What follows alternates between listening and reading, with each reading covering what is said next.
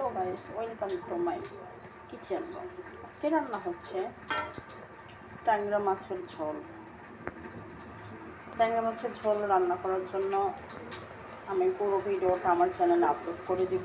যারা আমার চ্যানেলের আগে থেকে সাবস্ক্রাইব করে রেখেছেন তাদেরকে অসংখ্য ধন্যবাদ। আর যারা নতুন দেখছেন তারা প্লিজ আমার চ্যানেলটি সাবস্ক্রাইব করে পাশে থাকা বেল আইকনটি ক্লিক করে রাখবেন এবং আমাকে সাপোর্ট করবেন।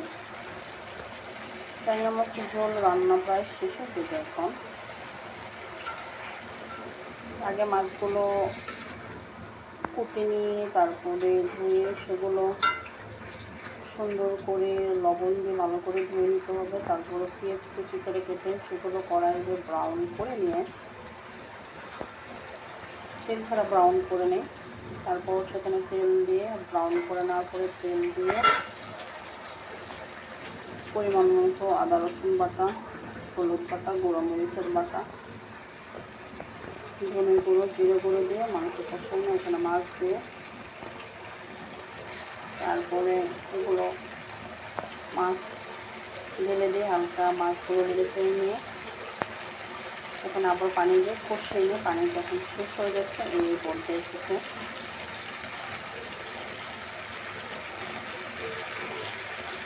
আমরা শুধু মাছের ঝোল রাখবো,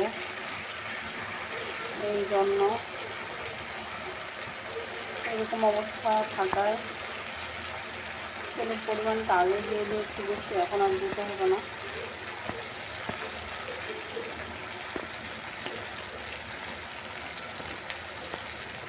এখন যতটুকু পরিমাণ আমরা ঝোল রাখবো ততটুকু পরিমাণ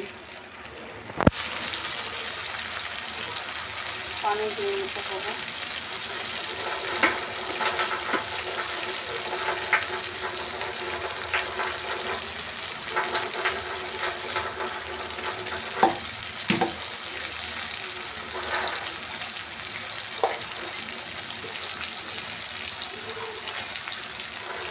কষানো শেষ, এখন পানি দিয়ে নেব।